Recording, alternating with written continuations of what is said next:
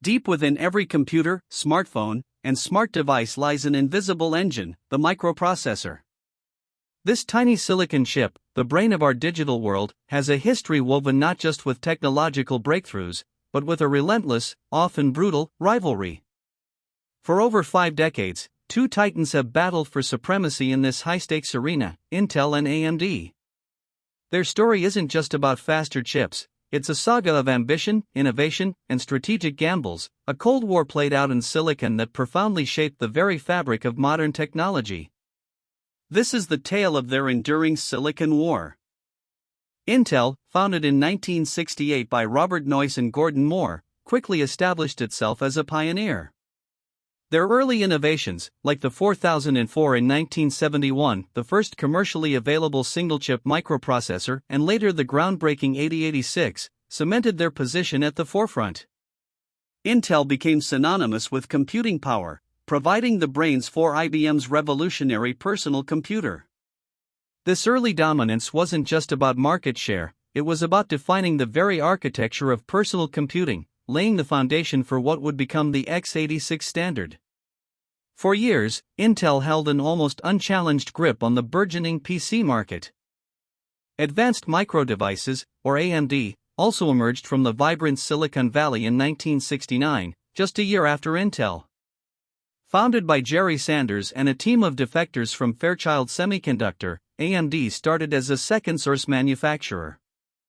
Their early business model largely involved producing compatible versions of Intel's chips under license, a common practice in the nascent semiconductor industry to ensure supply chain robustness for large customers like IBM.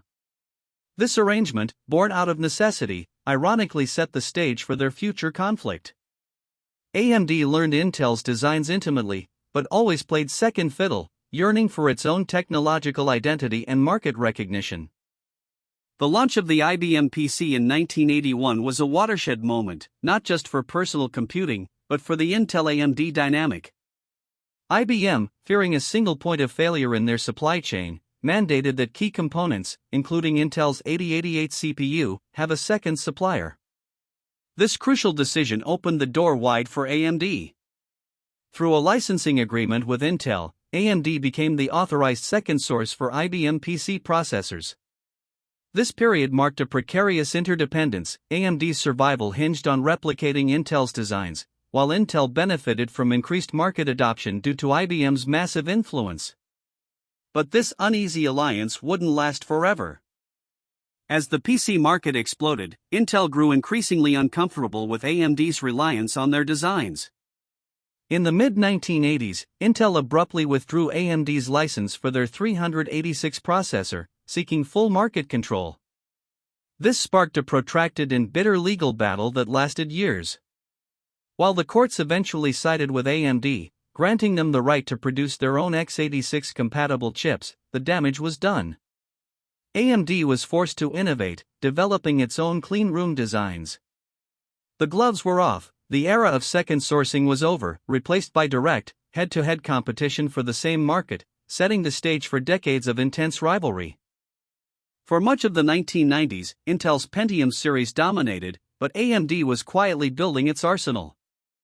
In 1999, they unleashed the Athlon, a processor that not only competed with Intel's flagship Pentium III but often surpassed it in real-world performance. The Athlon marked a pivotal moment. It was the first time AMD genuinely threatened Intel's performance crown. The battle turned into a clock speed war, with both companies pushing gigahertz barriers. AMD, the perennial underdog, had finally delivered a knockout punch, demonstrating that true innovation could still challenge even the most entrenched giants, proving a worthy adversary. The early 2000s brought another strategic turning point, the transition to 64-bit computing. Intel had bet heavily on its Itanium architecture for high-end servers, which was incompatible with the established x86 instruction set. AMD, however, took a different, more pragmatic path. Their Opteron and Athlon 64 chips introduced the x86-64 instruction set, extending the existing x86 architecture to 64-bit without breaking backward compatibility. This was a masterstroke. Developers and users could transition smoothly, and AMD's solution quickly became the industry standard. Intel was forced to adopt x86-64, effectively conceding AMD's technological lead in this critical domain. Intel, bruised but not broken, responded with its own innovative architecture. In 2006, they launched the Core 2 Duo, a highly efficient and powerful chip that rapidly reclaimed the performance lead. While AMD struggled with its less competitive bulldozer architecture in the early 2010s, Intel capitalized, extending its market dominance for nearly a decade. This period highlighted the cyclical nature of innovation in the CPU wars. One company's misstep could be the other's opportunity. Intel's resurgence solidified its position, but AMD's journey through this challenging period was crucial in refining their focus and setting the stage for their next big play. Just when many thought AMD might fade into obscurity, they engineered a spectacular comeback. In 2017, AMD launched the Ryzen series, based on their revolutionary Zen architecture. Ryzen brought competitive performance, especially in multi-threaded applications, and offered significantly better value than Intel's contemporary offerings. It wasn't just about catching up, AMD was once again dictating terms, forcing Intel to innovate faster and respond to a resurgent competitor. This marked a profound shift in the CPU landscape, proving that resilience and relentless innovation could indeed challenge even the most entrenched market leader. Today, the rivalry between Intel and AMD continues with renewed vigor. Both companies push the boundaries of chip design, not just in raw processing power, but in energy efficiency, integrated graphics, and specialized AI accelerators. Their competition has moved beyond the desktop PC, into data centers, gaming consoles, and even the automotive industry. This ongoing Cold War in silicon has been, and remains, an immense driving force for innovation. It's a testament to how fierce competition, even between two giants, can ultimately benefit consumers and accelerate the relentless march of technological progress, shaping our digital future.